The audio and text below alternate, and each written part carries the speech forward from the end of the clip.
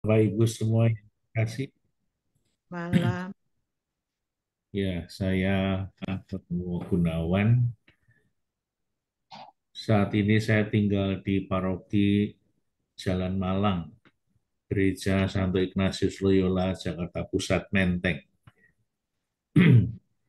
Saya ditahbiskan 29 Juni tahun 1982 dan lahir tahun 55. Itu saja singkat perkenalan saya. Baik, Romo. Lanjut ya. Oke. Bapak Ibu sekalian yang terkasih, apa yang mau kita bicarakan di sini bukan sesuatu yang asing bagi kita, tetapi kita menghayati bahkan merayakan setiap minggu atau setiap hari di dalam gereja Katolik, yaitu perayaan Ekaristi. Kita semua sudah mengenal dengan baik perayaan Ekaristi. Berbagai macam seminar, penjelasan, buku-buku tentang Ekaristi sudah begitu banyak yang bisa kita baca, kita renungkan. Maka dalam kesempatan ini, dalam tulisan di buku saya mau menyoroti salah satu dari sudut yang sedikit berbeda. Kadang-kadang saya merasakan penting bahwa umat yang merayakan Ekaristi itu sungguh bisa mengerti dan menghayati apa yang dirayakan dari awal sampai akhir. Kadang-kadang kalau kita mendengar keluhan, saya tidak mengerti Ekaristi itu apa. Saya hanya mengikuti Ekaristi secara rutin saja. Pokoknya kewajiban setiap minggu orang Katolik harus ke gereja merayakan Ekaristi tanpa mengenal atau memahami makna dari Ekaristi itu sendiri. Di dalam pertemuan kita malam hari ini, saya akan mencoba mencari atau menjelaskan dari sebuah sudut yang berbeda yang seringkali sudah dijelaskan oleh berbagai macam buku. Saya akan melihat perayaan Ekaristi dari sudut kitab suci, bahwa ternyata bagian-bagian seluruh Ekaristi dari awal sampai akhir itu kaya dengan latar belakang kitab sucinya. Kadang-kadang saya merasa tersentuh ketika ada orang yang mengatakan orang Katolik itu tidak banyak tahu tentang kitab suci.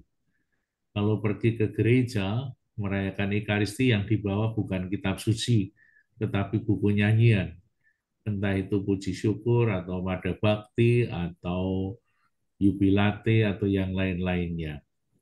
Sehingga seringkali yang ditekankan adalah nyanyian. Bahkan ada seorang yang pernah mengatakan orang Katolik itu tidak tahu kitab suci. Buktinya apa? Buktinya bahwa kalau ada renungan, ada pembahasan kitab suci di lingkungan, tidak banyak yang berminat, tidak banyak yang datang. Kalau doa rosario lebih banyak yang hadir di dalam lingkungan. Bahkan ada yang mengatakan bahwa memang orang Katolik itu tertinggal dalam pemahaman kitab suci.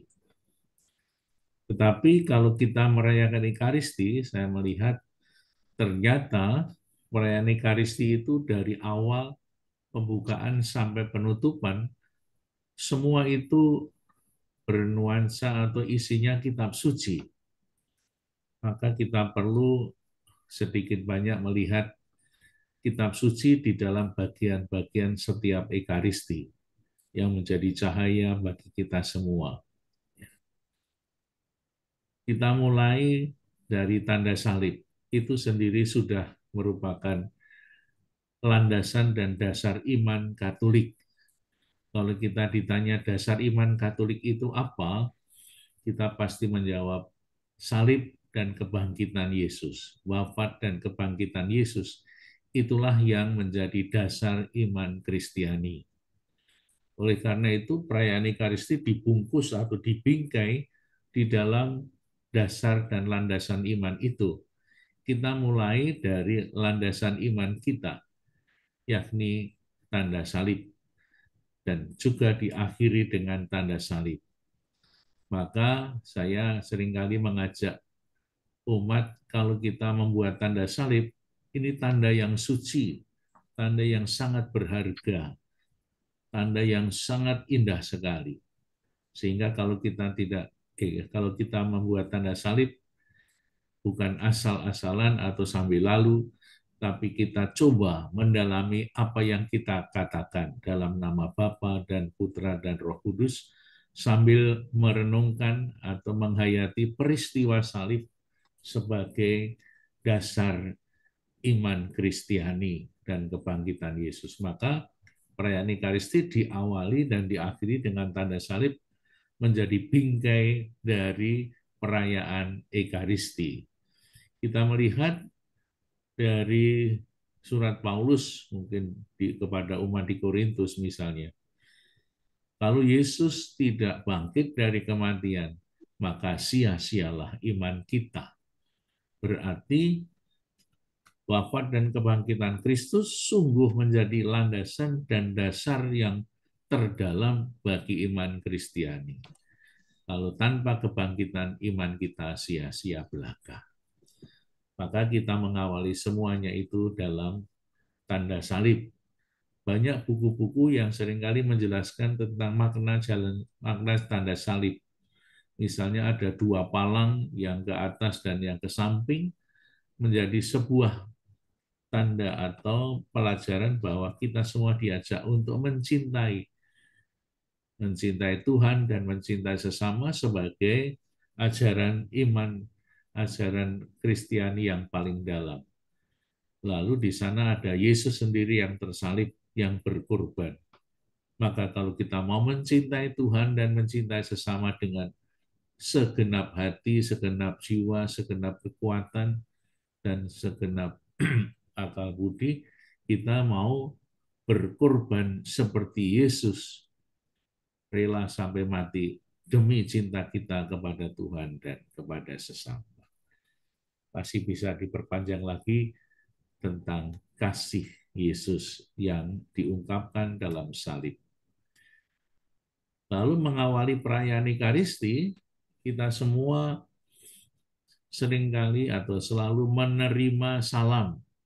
Salam yang senantiasa menggetarkan hati kita kalau kita hayati.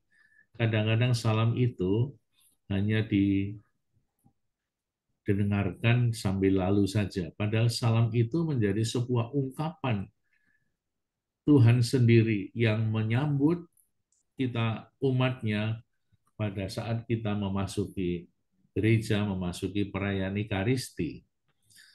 Salam itu begitu banyak ditampilkan dalam kitab suci.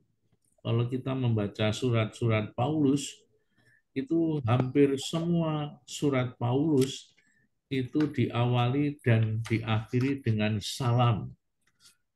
Ya, salam. Kalau kita menerima salam dari orang lain, pasti senang sekali, bahagia sekali. Apalagi yang memberi salam itu orang-orang yang terhormat misalnya. Kamu dapat salam lu dari Bapak Uskup, waduh hatinya berbunga-bunga. Salam dari Sri Paus, lebih lagi. Tetapi kita tiap hari mendapatkan salam dari Tuhan, kadang-kadang kita tidak merasa Tuhan sertamu. Ini kan sapaan, salam dari Tuhan yang harus kita hayati dan kita coba membalasnya dengan salam kembali. Dan sertamu juga. Sekarang Tuhan bersamamu dan bersama rohmu.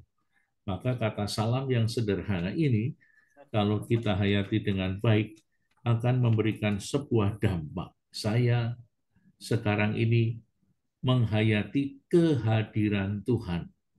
Kalau imam mengatakan Tuhan bersamamu, Tuhan sertamu, Tuhan sekarang ada di sini.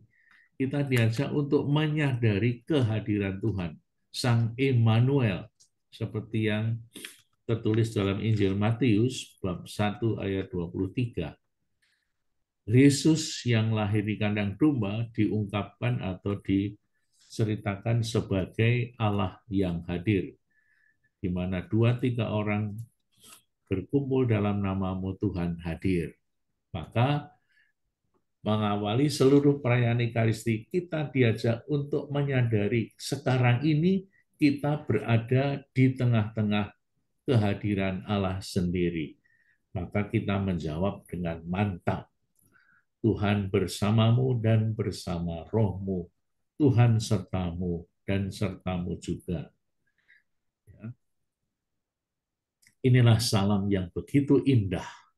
Maka kita mau mencoba untuk merasa-rasakan, menghayati peristiwa-peristiwa dan kata-kata itu di dalam iman, di dalam penghayatan kita. Misalnya saja surat-surat Paulus itu begitu banyak diawali dan diakhiri dengan salam. Ya.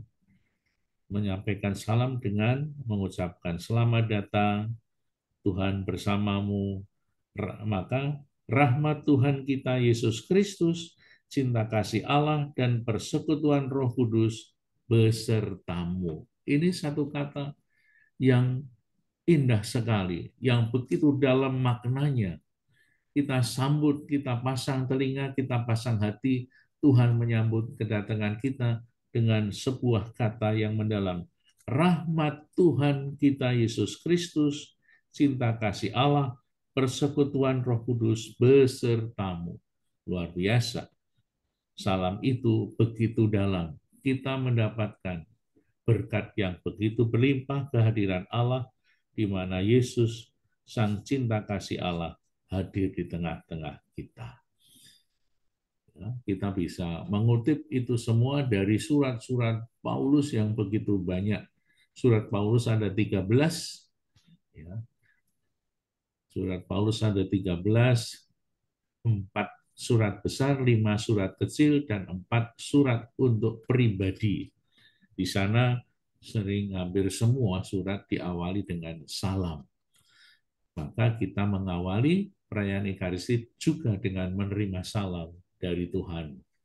Rahmat Tuhan Yesus Kristus, cinta kasih Allah, dan persekutuan Roh Kudus bersamamu. Maka ketika kita mendapatkan salam, kita merasa bahagia karena kita disapa secara pribadi, masing-masing setiap orang disapa. Tuhan sekarang ini berada di tengah-tengah kita. Mari kita sambut dengan penuh sukacita. Nah, kalau kita gambarkan dalam seluruh perayaan Ekaristi, saya mencoba melihat bahwa perayaan Ekaristi itu kalau kita lihat dari awal sampai akhir, itu bagaikan sebuah grafik yang menanjak seperti orang naik gunung.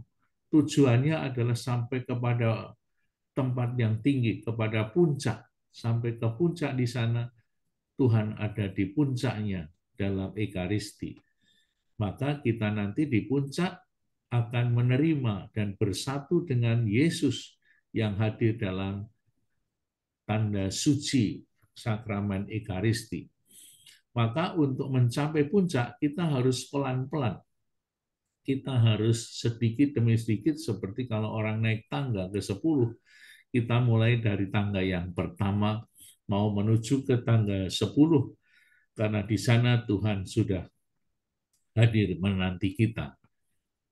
Maka seringkali ada istilah di dalam budaya Jawa, manunggaling kawula lan Gusti, ya, persatuan antara Allah dan manusia. Dan bagi kita umat Katolik, persatuan antara Allah dan manusia mau kita coba hayati dalam perayaan Ekaristi, supaya persatuan kita manusia dengan Allah begitu mendalam dan begitu indah. Kita merasakan betul-betul saat menerima komuni itu adalah persatuan yang paling mesra. Maka kita harus mempersiapkan diri dari awal. Maka tadi sudah menerima salam. setelah kita menerima salam, kita akan mengawali seluruh perjalanan rohani kita sampai puncaknya dengan apa? Dengan pertobatan.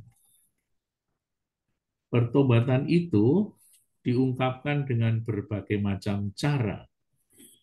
Misalnya tadi saya berdoa tobat, atau seringkali dinyanyikan dengan lagu Tuhan kasihanilah kami.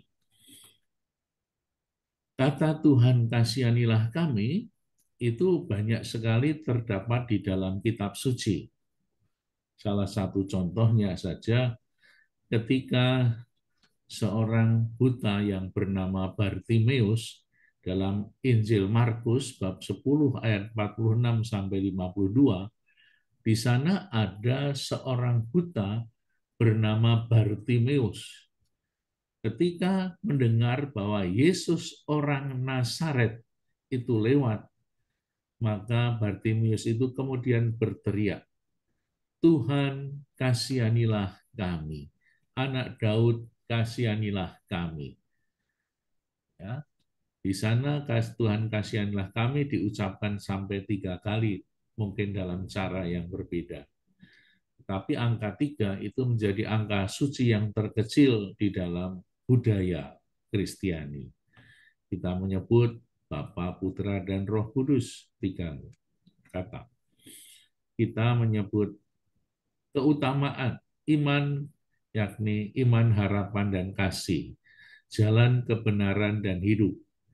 Itu semua mengungkapkan keutamaan-keutamaan Kristiani. Mengapa dalam doa Rosario kita juga menyebut 3 Salam Maria? Peristiwa sebelum peristiwa-peristiwa itu. Salam Putri Allah Bapa, salam Putra Bunda Maria, salam mempelai Allah Roh Kudus. Itu adalah 3 keutamaan iman, harapan, dan kasih.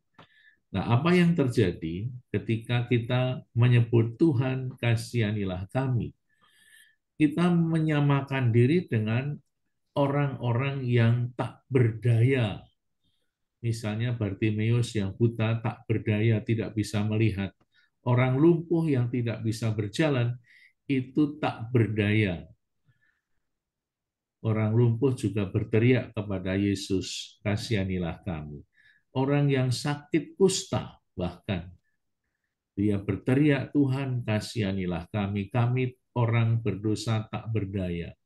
Orang-orang berdosa juga seringkali berteriak kepada Yesus, Tuhan kasihanilah kami.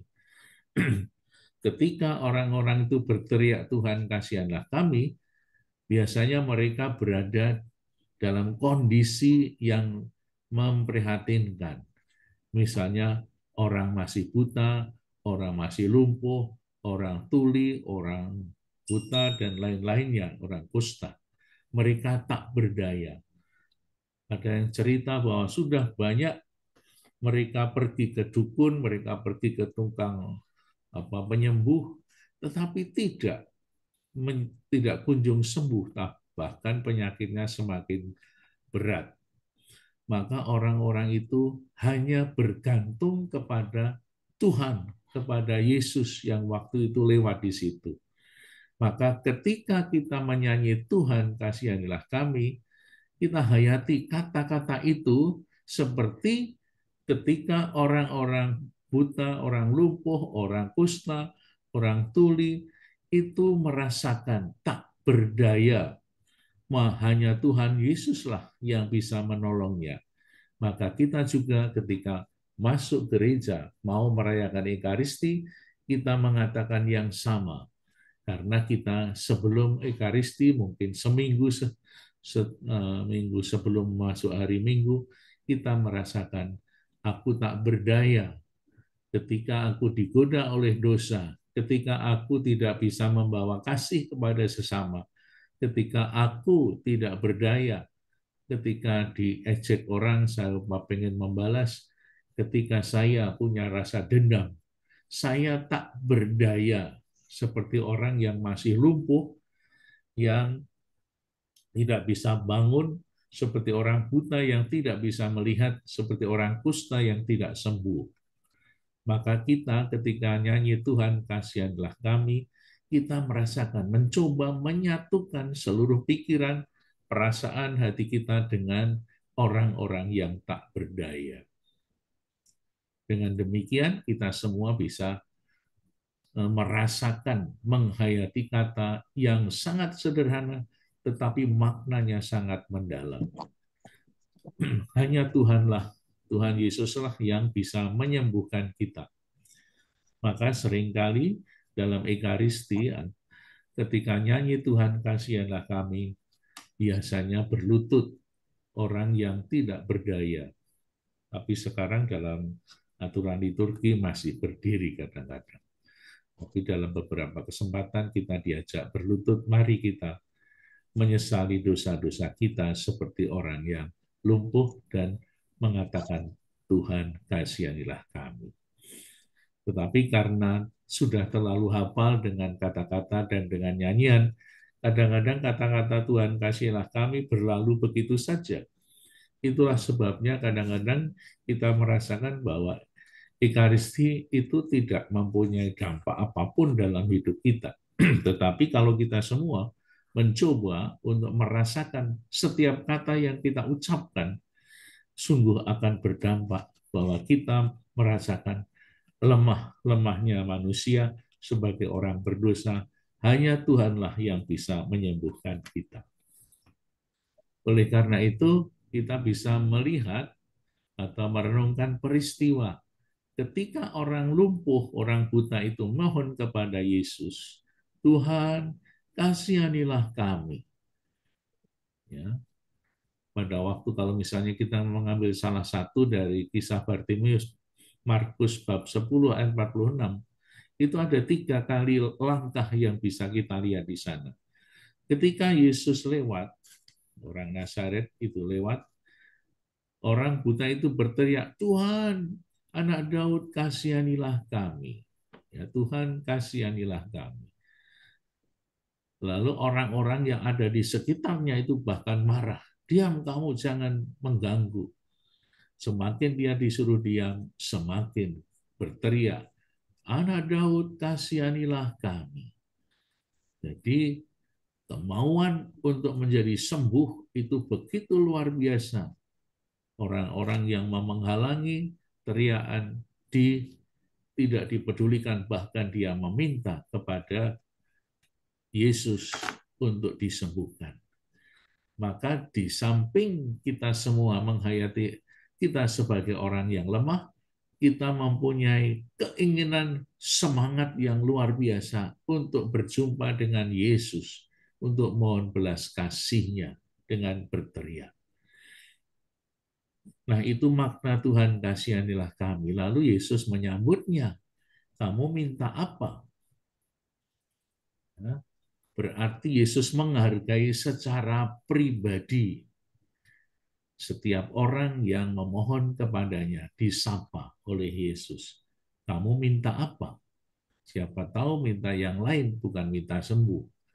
Ternyata Yesus menghargai orang yang buta itu secara pribadi, mengangkat manusianya sebagai manusia. Kalau bahasa Jawa, nguwongke.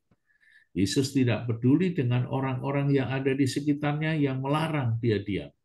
Yesus memanggil dia, panggillah dia. Kamu minta apa? Itulah yang disapa atau ditanyakan oleh Yesus, menghargai setiap manusia. Maka setiap kali kita menyanyikan Tuhan kasihanlah kami, kita menghayati seperti itu, dan sapaan Yesus luar biasa. Kamu minta apa? Maka pada saat itu kita minta banyak hal. Tuhan minta sembuh, minta diampuni dosanya. Maka Yesus kemudian mengatakan kepada Bartimius, imanmu menyelamatkan engkau. Saya mencoba untuk menghayati ketika seorang imam mengatakan,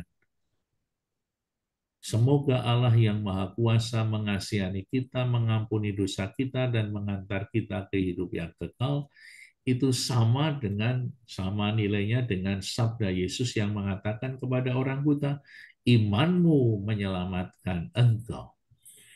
Maka disitulah ada pengampunan. Betapa bahagianya Bartimeus ketika dia bisa melihat karena imannya. Maka nyanyian Tuhan kasihanlah kami harus dinyanyikan dengan iman dan penghayatan yang luar biasa. Disitulah kita akan mendapatkan kesembuhan dari Allah sendiri. Imanmu menyelamatkanku. Betapa bahagianya ketika Bartimeus disembuhkan, bisa melihat. Begitu juga kita merasa sukacita ketika kita mendapatkan pengampunan yang diucapkan oleh imam atas nama Tuhan Yesus. Semoga Allah yang Maha Kuasa mengasihani kita dan lain-lainnya. Apa yang terjadi kemudian? Orang yang buta, orang yang lumpuh itu kemudian berdiri tegak, berdiri dan mengikuti Yesus. Maka setelah kita mendapatkan pengampunan dari Tuhan, kita semua berdiri memuliakan Allah. Seperti orang yang lumpuh, orang yang buta, itu berdiri dengan tegap untuk mengikuti Yesus selanjutnya.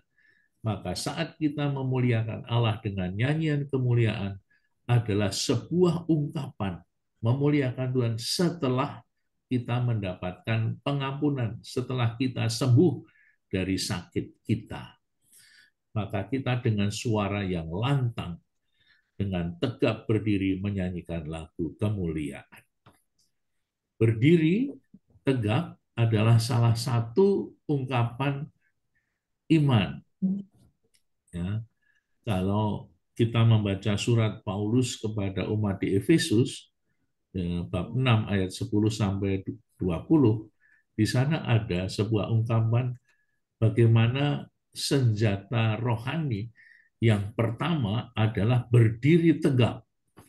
Maka saat kita menyanyikan dan memuliakan Allah, kita harus berdiri dengan tegak, memandang Allah yang mulia, yang memuliakan Allah karena kita sudah disembuhkan.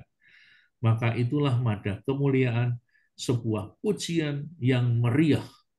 Dan bahkan ketika kalau kita merayakan Paskah, setelah 40 hari tidak dinyanyikan, dan juga masa Advent tidak dinyanyikan lagu kemuliaan, pertama kali ketika kemuliaan itu dinyanyikan, dibunyikan bel dan gong sebagai sebuah tanda semangat yang luar biasa, keyakinan yang luar biasa, memuliakan Allah yang sungguh berasal dari lubuk hati kita terdalam. Kemuliaan kepada Allah di tempat yang maha tinggi, dan damai sejahtera bagi orang yang berkehendak baik. Itulah terjemahan dari Gloria in excelsis Deo et in terra pax hominibus bone voluntatis.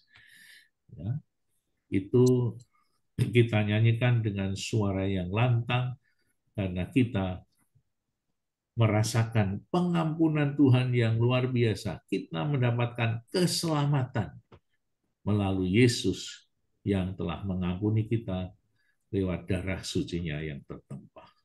Setelah kita selesai memuliakan Allah, rasa-rasanya, rasa perasaan kita sungguh indah, merasakan damai. Kita begitu dekat dengan Tuhan karena kita baru saja memuliakan.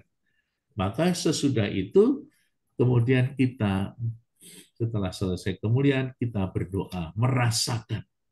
Doa pembukaan adalah sebuah perasaan yang mau kita ungkapkan, di mana di depan kita memandang Allah yang telah kita muliakan, yang telah memberikan pengampunan kepada kita.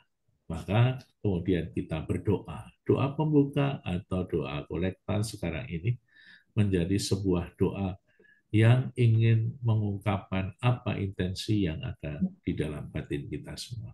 Sungguh indah. Sesudah itu kita duduk. Duduk, lalu setelah saya memuliakan Tuhan, setelah Tuhan mengampuni, setelah kita semua berdoa, Tuhan mau berpesan apa untuk saya pada hari ini.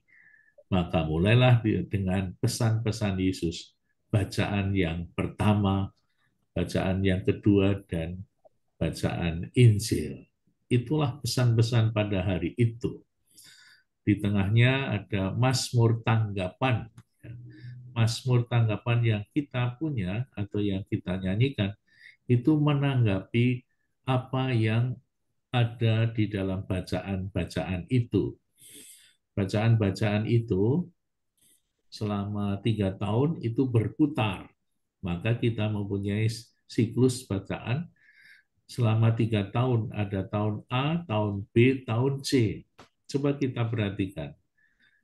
Tahun A, kebanyakan yang kita baca dalam Injil adalah Matius. Tahun B adalah Markus. Tahun C, Lukas.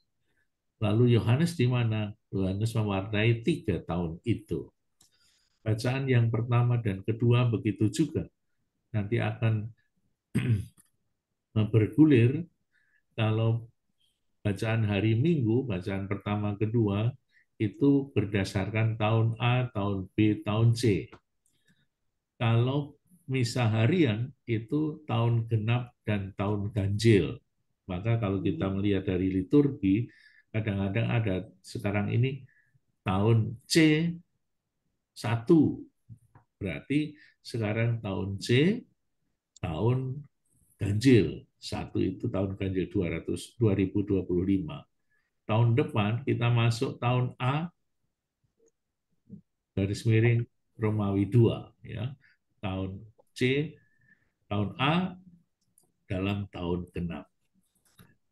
Maka semua itu disusun oleh gereja, oleh Romawi, pimpinan gereja kita, magisterium di sana, bahwa dengan harapan bahwa selama 3 tahun umat sudah bisa merenungkan, menikmati, mendengarkan suara Tuhan secara garis besar kitab suci kita yang tebal itu. Memang tidak semua teks kitab suci dibacakan dalam Ekaristi selama 3 tahun.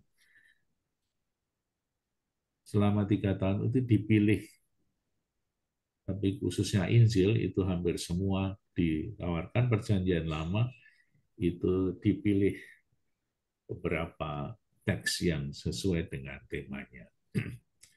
Kitab Mazmur yang sekarang disebut seringkali Mazmur tanggapan. Mazmur tanggapan artinya Mazmur itu menanggapi, dipilih yang bisa disesuaikan, menanggapi bacaan-bacaan yang baru saja dibacakan oleh lektor. Ya. Mazmur adalah satu buku nyanyian sebetulnya. Nyanyian yang pada zaman dulu, nyanyian seperti nyanyian puji syukur, nyanyian jubilate, nyanyian apa namanya itu, madah bakti, itu adalah ungkapan iman yang dinyanyikan. Kalau kita membahas kitab Mazmur, itu bisa panjang lebar. Kalau kita baca seluruh kitab Mazmur, itu terbagi menjadi 5 jilid. Ya. Dari bab 1 sampai 150, bab 150. Ada 5 tahap atau 5 jilid yang sesuai dengan kitab Taurat Musa yang 5 jilid. Ya. Maka kitab Mazmur itu menjadi nyanyian yang dilakukan oleh orang-orang Israel pada zamannya. Setiap hari mereka menyanyikan sebuah mazmur untuk menanggapi bacaan yang dibacakan dalam ibadat. Itu kemudian ada bait pengantar Injil yang juga dinyanyikan sesuai dengan tema atau bacaan kitab suci yang pada waktu itu dibacakan di gereja. Nah, kemudian disusul dengan homili yang diharapkan homili itu juga sesuai dengan apa yang dibacakan di dalam Injil atau bacaan pertama atau bacaan kedua dan lain-lainnya. Nah, ketika khotbah dibaca dilakukan oleh para imam, kita mengharapkan ada sesuatu pesan yang diambil dari kitab suci. Misalnya pada hari Natal atau pada hari Paskah atau pada hari ini, misalnya saja hari ini ada bacaan tentang Yesus yang berjalan di atas air hari ini, misa harian. Itu Yesus yang berjalan di atas air itu selalu ditaruh dalam kitab suci sesudah Yesus memperbanyak 5 roti dan 2 ikan. Maksudnya apa? Urutannya selalu semacam itu. Misalnya dalam Matius, dalam Markus, dan dalam Yohanes. Lukas tidak menceritakan tentang Yesus yang berjalan di atas air. Dan cerita tentang Yesus yang berjalan di atas air itu dikembangkan oleh masing-masing penulis Injil sesuai dengan temanya. Mengapa ditaruh di belakang atau sesudah 5 roti dan 2 ikan? Karena di sana mau diungkapkan sebuah kontras yang terjadi. Yesus yang memperbanyak 5 roti dan 2 ikan dikagumi atau merupakan satu peristiwa yang sangat mengagumkan. Itu peristiwa yang sangat spektakuler. Mestinya dengan peristiwa 5 roti dan 2 ikan itu, orang-orang yang mendengarkan suara Yesus akan begitu yakin dan percaya dia adalah Sang Mesias. Tetapi belum lama, belum beberapa jam berlalu, ketika Yesus menampakkan diri berjalan di atas air, mereka tidak mengenal Yesus, bahkan dikira hantu. Disitulah mungkin kita juga kadang-kadang merasakan dalam waktu yang singkat iman kita bisa berubah, ya, seperti yang terjadi pada orang-orang Yerusalem ketika Yesus wafat.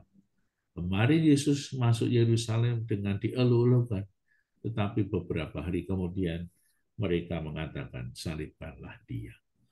Ini menjadi perenungan bagi kita semua, bahwa di dalam bacaan itu bisa dikaitkan dengan seluruh kehidupan kita yang saat ini kita rasakan.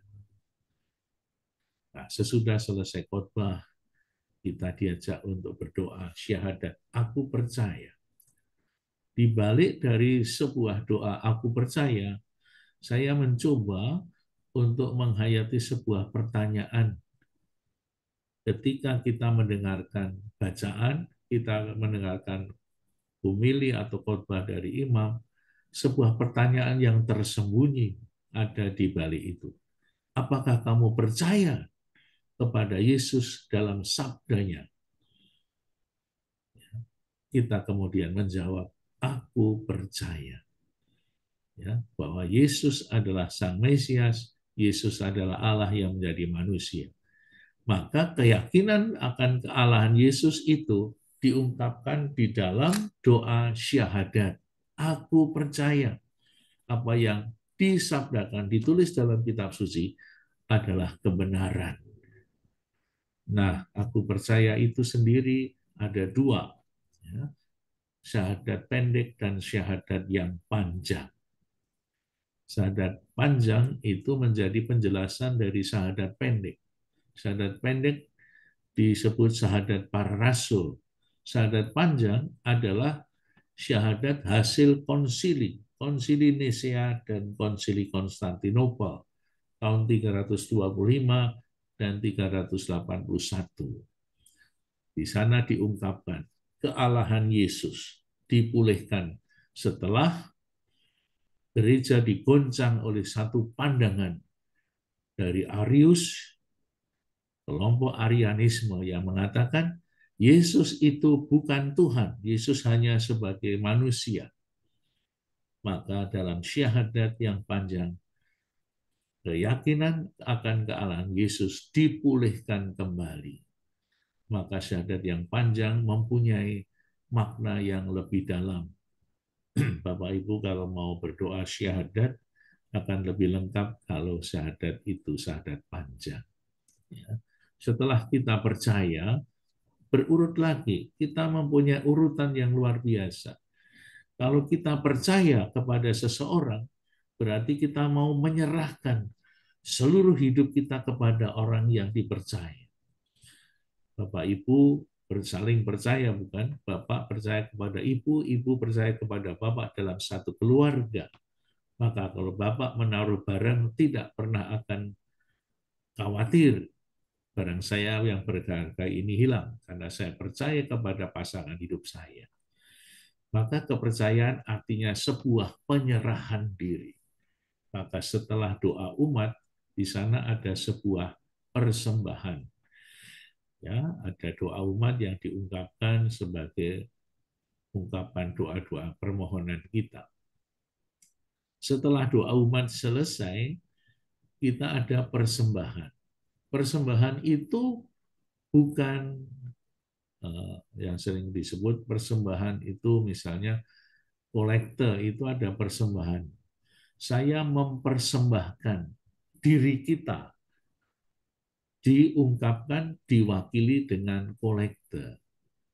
Ada sejarahnya, dulu kolekte itu bukan berupa uang, tetapi berupa hasil bumi atau berupa hasil pekerjaan. Tapi sekarang demi praktisnya, sekarang kolektor pakai uang. Sekarang lebih praktis lagi, pakai QR, ya, QRIS ya. Nah, persembahan. Jadi kolektor itu bukan sumbangan, itu yang harus dikoreksi ya. Seringkali ada orang kita menyumbang gereja. Ini ada makna imannya persembahan itu. Ketika kita semua memasukkan uang kolektor ke dalam kantong persembahan, mestinya kita sambil berdoa singkat, ya, tidak usah panjang-panjang dalam batin. Saya percaya kepada Allah seperti tadi yang sudah kita katakan, aku percaya. Saya ingin memberikan persembahan diriku kepada Tuhan agar disatukan di dalam Ekaristi di altar Tuhan. Maka persembahan adalah sebuah ungkapan doa, ungkapan penyerahan diri. Semoga kita dipersatukan dengan Tuhan di dalam Ekaristi. Maka persembahan yang sudah dikumpulkan kemudian dibawa ke altar untuk disatukan dengan Yesus yang hadir di dalam Ekaristi suci di altar Tuhan. Maka orang yang membawa persembahan itu ke altar itu mempunyai tugas atau mempunyai penghayatan yang sangat dalam, sangat berat sebetulnya. Saya membawa seluruh persembahan umat di gereja ini yang mau disatukan dengan Yesus di altarnya. Maka ketika kita melihat orang membawa persembahan ke altar, kita merasakan saya ada di situ, dibawa ke depan, dibawa ke altar Tuhan. Bukan hanya uang yang dibawa ke atas, tetapi itu saya. Itu kita semua yang hadir diwakili oleh persembahan itu. Maka di situ kita mulai mencoba menghayati kata yang indah, persatuan antara Allah dan manusia.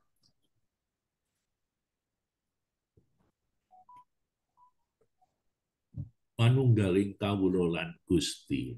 Maka mulailah dari situ perayaan Ekaristi, bagian yang kedua, yakni liturgi Ekaristi. Liturgi Ekaristi yang dimulai dengan persembahan, kemudian didoakan oleh imam. Kita tahu, pernah melihat dalam Ekaristi, seorang imam yang mencampurkan air ke dalam anggur sambil berdoa. Berdoanya itu sungguh-sungguh berdoa yang sangat mendalam. Semoga percampuran air dan anggur ini menjadi lambang persatuan antara Allah dan manusia. Seperti Tuhan Yesus berkenan menjadi manusia, semoga kita pun diikutsertakan dalam kealahan Kristus seperti dilambangkan oleh percampuran air dan anggur. Maka ketika imam mencampurkan air ke dalam anggur, itu adalah persatuan antara Allah dan manusia. Ya. Pernah saya bertanya kepada seseorang, mengapa imam mencampurkan air ke dalam anggur? Ada yang menjawab supaya romonya nggak mabuk. Ya. Padahal bukan itu maksudnya. Kalau kita mencampurkan air ke dalam anggur, kita ingat sebuah cerita dari kitab suci. Kitab suci di mana Yesus pernah merubah air menjadi anggur di Kana, di Galilea. Di sana air itu adalah berasal dari yang punya rumah, yang pemilik rumah menyediakan air, yang menurut ceritanya orang Israel, air itu sebetulnya air hujan, kualitasnya pasti tidak baik, tidak bisa diminum, hanya untuk mandi dan cuci. Tetapi setelah diberkati oleh Tuhan Yesus, berubahlah air itu menjadi anggur. Ada satu campur tangan intervensi dari kealahan Yesus, maka air itu menjadi anggur. Oleh karena itu, ketika air dicampurkan ke dalam anggur, di situ gereja, kita semua menghayati bahwa manusia yang lemah ini diangkat. Tuh, saya punya makanan apa lagi ya? Ini kurang kenyang. Manusia yang lemah yang disimbolkan dengan air yang kecil, maka seringkali ada sendok kecil, supaya tidak melebihi anggurnya. Di situ ada persatuan antara Allah dan manusia, manunggaling kawulolan Gusti seperti intensi kita dari awal. Lalu mulailah di sana ada privasi awal dari doa syukur agung yang panjang. Maka doa syukur agung itu diawali dengan doa persembahan, kemudian privasi, lalu masuk di dalam konsekrasi. Konsekrasi artinya penyucian. Di sana ada transubstansiasi. Trans itu menyeberang, substansi, jadi substansinya berubah dari roti anggur menjadi tubuh dan darah Kristus. Peristiwa konsekrasi menjadi peristiwa di mana Allah sendiri hadir di sana. Berubahlah roti dan anggur menjadi tubuh dan darah Kristus. Nah, sebelum konsekrasi, umat menyanyikan lagu kudus. Setelah privasi dan doa syukur agung awal, ditutup dengan nyanyian kudus. Nyanyian kudus ini diambil dari mana? Ternyata dari kitab suci. Dari kitab Yesaya bab 6 dan kitab Wahyu bab 4, di sana ada satu ungkapan, kudus, kudus, kuduslah Tuhan, Allah yang Maha Kudus. Dalam cerita itu, kitab Wahyu menggambarkan sebuah peristiwa surgawi yang suci, di mana Allah Bapa, Putra, dan Roh Kudus bersama dengan orang-orang kudus dan bersama dengan para tua-tua berkumpul memuji dan memuliakan Allah. Maka kita memasuki suasana surgawi ketika kita menyanyikan lagu kudus. Kita bisa menggambarkan ketika kita nyanyi lagu kudus yang meriah itu, maka seringkali meskipun yang lain tidak dinyanyikan, kadang-kadang lagu kudus dinyanyikan. Karena kudus, kudus, kudus adalah sebuah ungkapan yang membawa kita kepada suasana surgawi yang begitu suci dan begitu agung, sehingga kita dapat bersatu merasakan kehadiran Allah yang begitu luar biasa. Keagungannya. Ada wiruk dan lain-lainnya. Doa syukur agung kemudian dilanjutkan atau sesudah konsekrasi dilanjutkan dengan anamnese. Kita merayakan Tuhan Yesus yang wafat dan bangkit dan akan datang.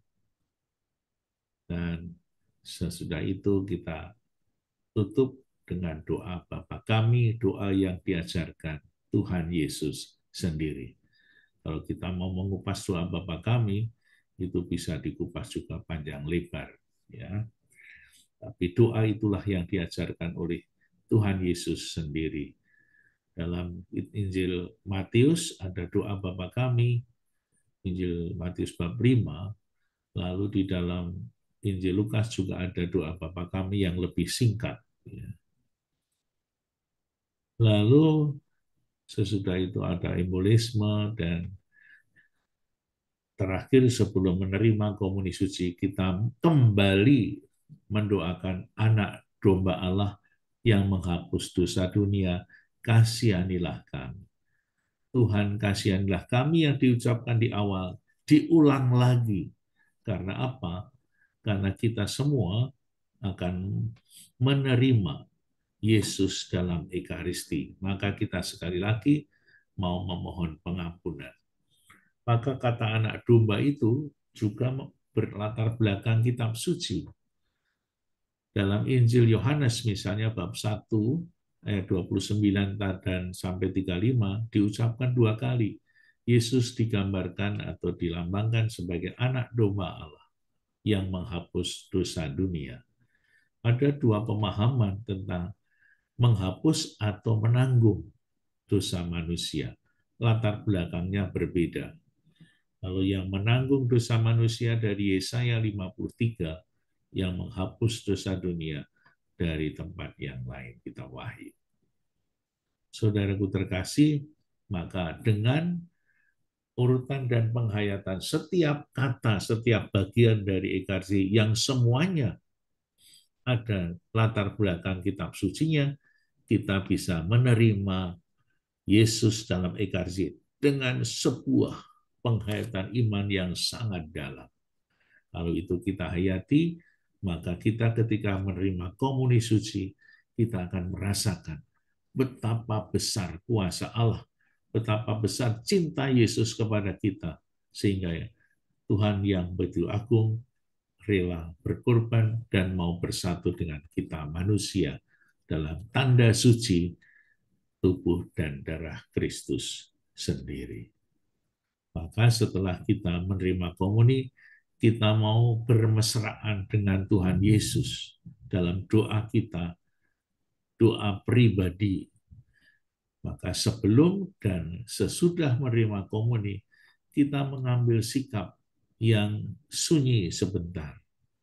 Berdoa dalam batin kita, saya mau menerima Tuhan Yesus. Dan setelah menerima Tuhan Yesus, berdoa secara intensif, merasakan begitu indahnya bersatu dengan orang yang kita cintai. Tuhan yang mencintai kita. Kita yang mencintai Tuhan bersatu dalam komuni suci. Kita merasakan siapakah aku ini sampai Tuhanku datang mengunjungi aku, bersatu dengan aku. Aku orang lemah dan berdosa. Kok didatangi Tuhan Yesus? Luar biasa. Begitu besar kasih Allah kepada kita manusia. Disitulah kita merasakan betul-betul, jangan sampai kalau kita komuni suci lalu melihat orang-orang malah ngobrol, kadang-kadang ngobrol satu sama lain.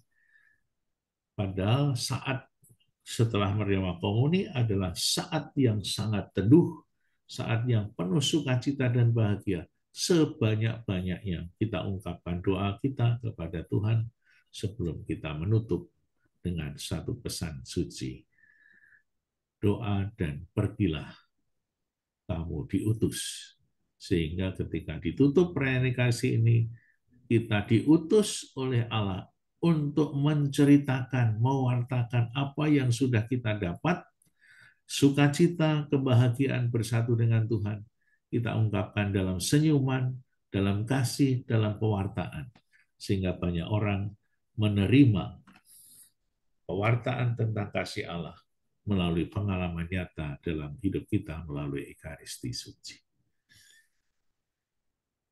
Pergilah kamu diutus. Jadi kita pulang ke gereja, dari gereja, itu kita diutus untuk mewartakan kebaikan Tuhan dan kasih Allah. Ini penjelasan singkat dari saya. Moga-moga ini bisa menambah pengetahuan dan penghayatan dalam Ekaristi Sehingga bukan sesuatu yang rutin yang kita rayakan, tetapi sesuatu yang berharga di mata kita semua. Tuhan hadir di tengah kita. Terima kasih, mungkin nanti dilanjutkan dengan tanya jawab kalau masih ada waktu. Matur nuwun. Baik, terima kasih Romo. Sekarang kita bisa lebih memahami bagaimana mengikuti Ekaristi yang seharusnya.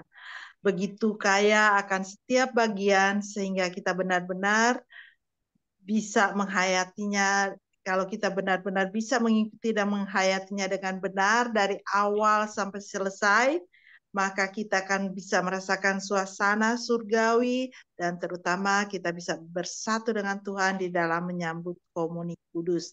Baik teman-teman, sebelum kita melakukan tanya jawab, tolong dibuka kamera dulu, kita foto bersama. Bu Silvi, apa Pak Gun yang akan foto? Saya Bu Yeni. Ya, tolong. Silakan Bapak Ibu terkasih ke kamera. Beri senyum yang manis. Jadi senyum seolah-olah sudah menerima Ekaristi yang mulia. Ya, menciptakan suasana surgawi. Amin. 1,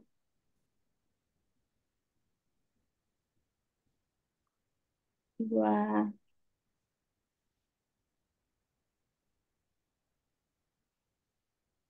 3, 4, 5. Terima kasih. Saya kembalikan Bu Yeni. Ya, terima kasih Silvi. Romo, ini ada pertanyaan yang masuk dari Oma Frida. Malam Romo, saya melihat ada orang yang membuat tanda salib pakai jari telunjuk. Tetapi ada juga orang yang membuat tanda salib dengan 5 jari. Mana yang benar? Lalu membuat tanda salib dengan menyebut putra jarinya, ada yang menyentuh dada, tapi ada juga yang menyentuh perut. Itu pernah diarahkan oleh imam. Jadi mana yang benar? Mau Mana langsung Romo? dijawab apa mau dikumpulkan dulu? Langsung aja. Langsung aja dulu. Ya. Kadang-kadang kalau ada ya penjelasan kita malah bingung sendiri ya. Bagi saya yang penting bukan 1, 2, 3, 4, 5 jari, tetapi bagaimana tanda salib itu dibuat sebagai sebuah tanda bahwa berbentuk salib dan mempunyai pesan suci bahwa kita mengucapkan dan menghayati salib sebagai ungkapan iman terdalam, tanda yang terdalam yang kita punya sebagai orang Katolik menghayati peristiwa keselamatan. Jadi ketika kita membuat tanda salib, kita bisa membayangkan Yesus yang tersalib, yang menebus dan menyelamatkan kita semua. Pakai 5 jari atau 1 jari ya sama saja bagi saya. Ya, kadang-kadang kalau dijelaskan lebih mendetail malah membingungkan kita semua. Seperti Ibu tadi bingung ya mana yang benar. Semua benar, ya. Ya. Kadang-kadang ada yang sampai ke puser harus menyentuh, waduh, kita semua juga bisa membuat tanda salib kecil juga kan? Silahkan. Yang penting tanda salib bukan hanya asal membuat tanda salib, tetapi kita menghayati. Itu jauh lebih penting daripada yang sederhana. Ya, baik Oma Frida, itu jawabannya dari Romo ya. Ada lagi nih Romo dari Silva. Romo Gun izin bertanya, pada saat konsekrasi sebaiknya kami sebagai umat berdoa apa agar meneguhkan Ekaristi yang kita terima? Itu pertanyaannya. Ya, konsekrasi adalah sebuah peristiwa transubstansiasi. Roti dan anggur menjadi tubuh dan darah Kristus. Peristiwa yang sangat penting, sangat suci. Kadang-kadang kita bisa mengungkapkan diri kita dengan berbagai macam. Setiap hari, setiap orang mungkin mempunyai ungkapan yang berbeda-beda, tergantung dari suasana yang pada saat saya mengikuti perayaan Ekaristi sekarang lagi apa. Mungkin pada saat itu ada orang yang lagi punya masalah dalam keluarga, ada orang yang sedang bersyukur kepada Tuhan karena mendapatkan penghasilan yang banyak, ada orang yang sedang konflik. Maka pada saat itulah, pada saat puncak yang suci itulah, saya mencoba, semoga dengan tubuh dan darah Kristus yang hadir ini, Tuhan berkenan memberkati kami yang sekarang sedang susah, misalnya saja. Jadi setiap orang itu bisa berdoa dengan berbagai macam intensi juga. Ya, misalnya kalau orang pada umumnya seringkali mengatakan, ya Tuhanku dan Allahku, boleh juga. Tetapi kalau itu agak susah diucapkan, kita bisa mengungkapkan apa isi hati kita yang sesungguhnya, semoga diangkat bersama-sama untuk menghilangkan masalah yang sekarang ini sedang kita sedihkan, misalnya saja. Silahkan. Ya. Baik, terima kasih Romo. Ibu Silvi itu sudah dijawab Romo ya. Semoga berkenan. Romo, ada lagi pertanyaan lagi ini dari Ibu Lucia. Romo, apakah dalam ibadah lingkungan harus dibacakan Injil? Dan siapa yang boleh memimpin ibadah lingkungan atau ibadat arwah? Itu pertanyaannya. Ya, sekarang itu di setiap gereja ya ada yang disebut prodiakon ya. Dan prodiakon mendapatkan satu surat resmi dari Bapak Uskup untuk tugas-tugas tertentu. Misalnya yang satu ikut membantu imam. Yang penting itu ikut membantu imam dalam membagi komuni baik di gereja maupun kepada orang sakit. Lalu memimpin ibadat di lingkungan, ibadat apapun juga, bukan perayaan Ekaristi. Lalu bisa mendoakan arwah.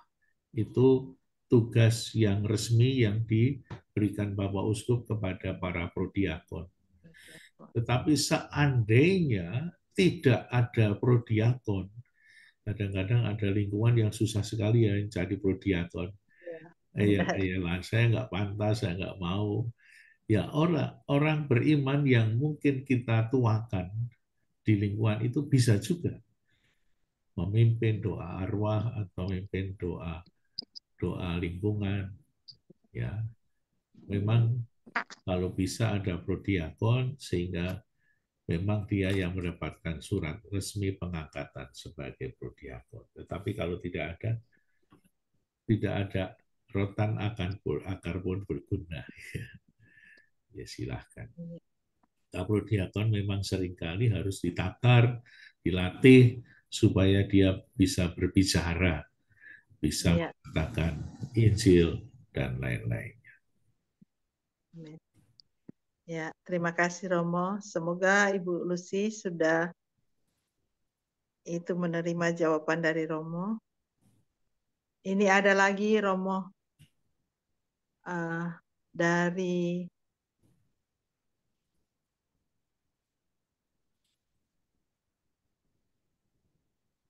Romo, doa syahadat yang panjang hanya dibacakan pada hari tertentu.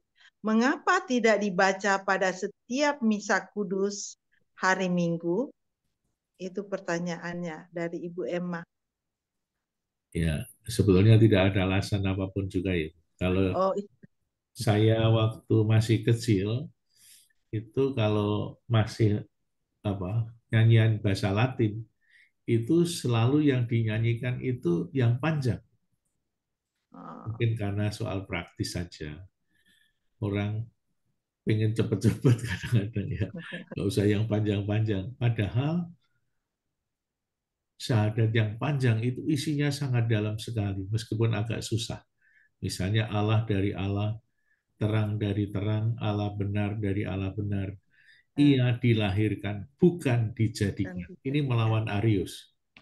Sehakikat dengan Bapa. Ya, yang tadi dikatakan bahwa Yesus itu hanya manusia, bukan Allah, dibantah atau dikembalikan imannya sehakikat dengan Bapa. Ini berasal atau menjelaskan tentang Injil Yohanes bab 1 ayat 1. Pada mulanya ada firman, firman itu bersama dengan Allah, firman itu adalah Allah. Maka Allah dari Allah, terang dari terang, Allah benar dari Allah benar. Dan Yesus itu bukan dijadikan, bukan diciptakan, tetapi dilahirkan. Inilah yang melawan Arius, pemahaman Arianisme yang sekarang menjelma menjadi, boleh dikatakan, kelompok saksi Yehova. Ya, makanya mereka tidak mempunyai Natal segala karena tidak percaya Yesus itu Tuhan. Seperti Arius, Arianisme itu kan Yesus bukan Tuhan, Yesus hanya manusia. Maka hati-hati kalau kita semua mendapatkan kunjungan dari orang yang bukan Katolik. Karena mereka tidak menghayati Yesus sebagai Tuhan. Yesus itu hanya manusia. Ini melawan iman Kristiani. Yesus adalah Allah dan manusia yang menjadi satu dalam pribadi.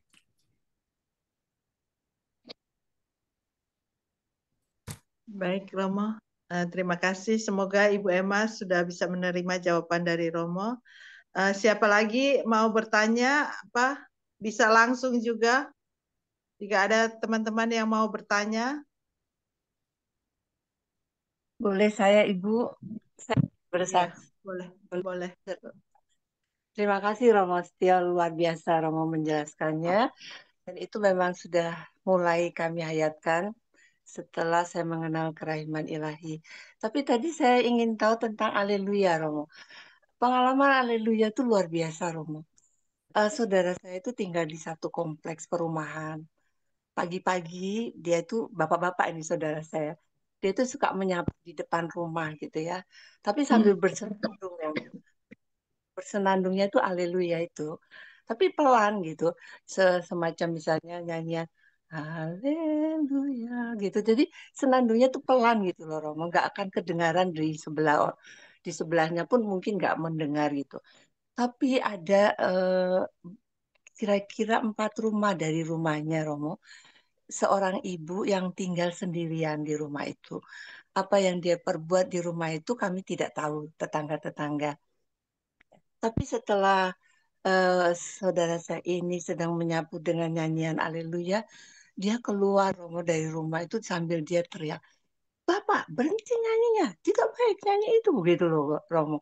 Jadi apa ya, mungkin juga kita memperkirakan dia punya sesuatu yang dimiliki gitu ya Romo ya. Jadi dia marah dengan mendengar lagu nyanyian Haleluya itu loh Romo. Kalau Romo mengartikan Haleluya itu bagaimana? Terima kasih Romo. Iya. Saya kira bukan hanya Haleluya yang kadang-kadang membuat orang yang bukan Kristiani itu marah ya. Banyak hal ya.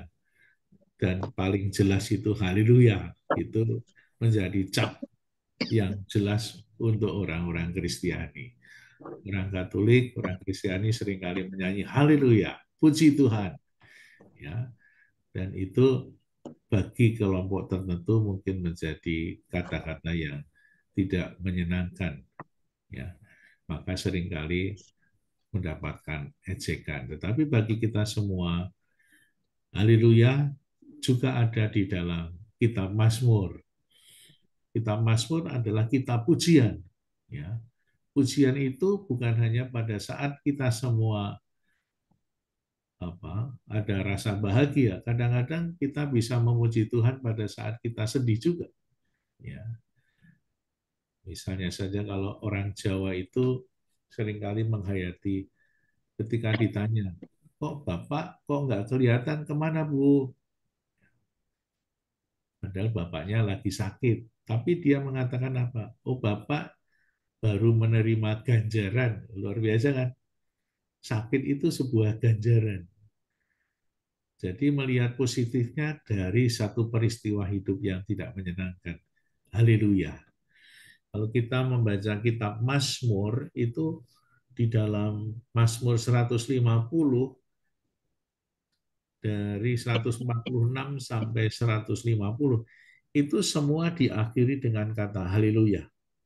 Ya, itu pujian yang luar biasa.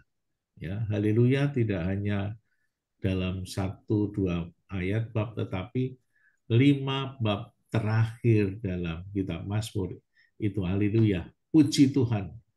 Tuhan kita puji kebaikannya, kasihnya, kekuasaannya, dan lain sebagainya. Maka itu menjadi ungkapan iman dari kita umat Kristiani yang telah merasakan betapa besar kasih Allah kepada kita semua. Haleluya. Juga di dalam setiap perayaan Ekaristi. Bagi orang tertentu, mungkin ini di telinganya nggak enak, jadi seringkali ada orang yang tidak suka, ya, merasa terganggu, dan lain sebagainya. Kita maklumi saja.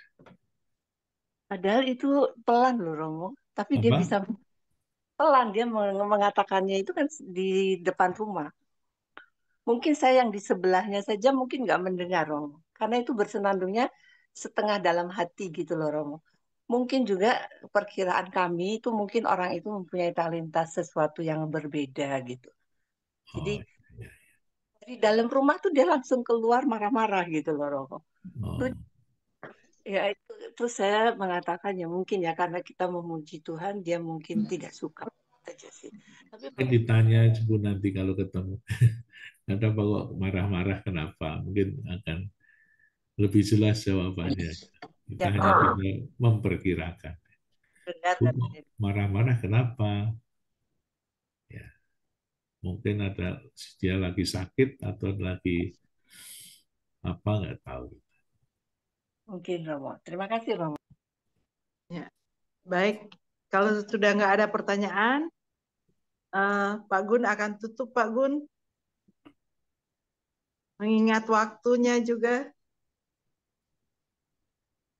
Ya, terima kasih pada Romo Gunawan yang telah mengajar kita tentang tata cara perayaan Ekaristi. Semoga dengan mengikuti pengajaran dari Romo pada malam hari ini, kita sungguh-sungguh bisa menghayati perayaan Ekaristi dengan sepenuh hati, sehingga sungguh-sungguh kita mendapatkan rahmat-Nya. Jangan hanya seperti formalitas atau rutinitas begitu. Terima kasih Romo atas pengajarannya. Baik. Pengumuman bagi yang mau mendukung acara dari komunitas Mujizat Kriaman Ilahi boleh mempersembahkan persembahan kasihnya dengan sukacita yang dapat dipersembahkan ke rekening BCA nomor 504-028-5956 atas nama Regina Yoselin. Terima kasih juga kepada Bapak Ibu yang sering mendukung kita dengan persembahan kasihnya. Hingga kita Komki ini terus bisa berjalan untuk mewartakan firman Tuhan. Saya juga mengucapkan terima kasih kepada Ibu Yeni Umbas yang telah menjadi MC pada malam hari ini. Juga kepada Sama. petugas Rosniati mungkin berhalangan sebagai penyanyi, jadi nggak hadir. Nanti bagi siapa yang bisa membantu untuk menyanyikan lagu terakhir, boleh langsung dinyanyikan. Nanti akan ditayangkan lagunya. Terima kasih juga kepada semua petugas doa Koronka. Terima kasih juga semua yang menggantikan beberapa petugas yang berhalangan pada malam hari ini. Semoga Tuhan memberkati kita semua.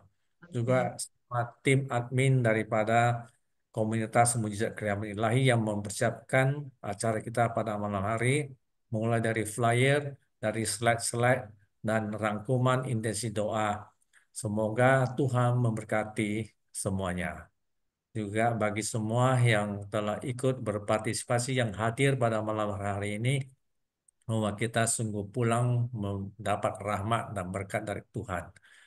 Baik, kita akan segera menutup acara kita ini dengan lagu penutup dari Puji Syukur 691, Yesus diutus Bapa kemudian ditutup dengan doa berkat oleh Romo. Baik.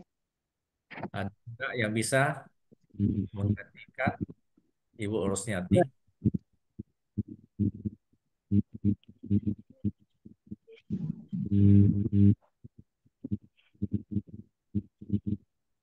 Kalau nggak ada, kita langsung ke doa penutup dan berkat.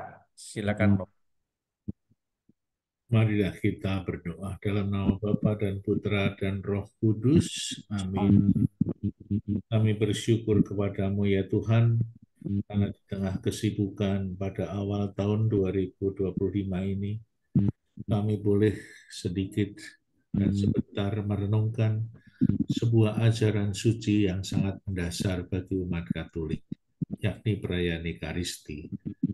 Semoga penjelasan singkat ini membuat kami semua semakin dapat menghayati makna dari perayaan Ekaristi, sehingga ketika kita merayakan Ekaristi bukan hanya sebagai sebuah kewajiban atau rutinitas, tetapi kita bisa melihat sebuah nilai suci, di mana tanda kehadiran Allah, tanda kehadiran Yesus menjadi nyata di dalam gereja, sehingga kami senantiasa mempunyai kerinduan untuk mengungkapkan dan mewujudkan cinta kami kepada Tuhan dalam Ekaristi suci. Tuhan, kami mohon berkat-Mu dalam setiap perjuangan hidup kami, dimanapun kami berada.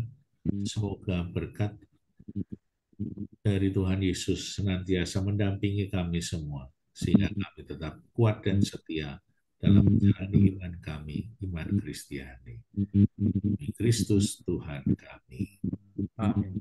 Tuhan sertamu Dan sertamu juga. Semoga kita semua senantiasa dikuatkan oleh berkat Allah yang Maha Kuasa, Bapa dan Putra dan Roh Kudus. Amin. Terima kasih, selamat malam. Terima kasih Romo.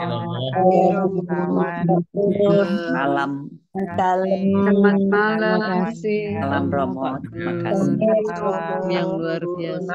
Pak Gun. Terima kasih Bapak Ibu semuanya. Selamat Natal dan selamat Tahun Baru. Kita ketemu kembali ya, Rabu depan ya. Ya. Terima kasih Pak Gun. Selamat malam. Selamat Malam. Terima kasih Pak Gun. Selamat malam. Tahun Baru. Salam kerahiman. Salam kerahiman dan berkah dalam. Kerahiman juga. Terima kasih Romo Gun. Sampai ketemu Terima lagi. kasih Bu Yani. Terima kasih Bu. Sehat selalu Romo. Di Skundalu. Tuhan berkati. Saking pundi kok bahasa Jawi, Bu?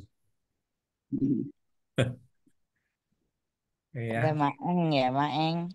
baik ya. Selamat malam semuanya. Malam Salam Pak Gun. Malam. Malam. Terima kasih banyak Pak Gun. Malam Bu Mama Caca. Acila. Malam. Semuanya, Romo dan semuanya selamat malam. Rumah saya kebocoran. Pasti.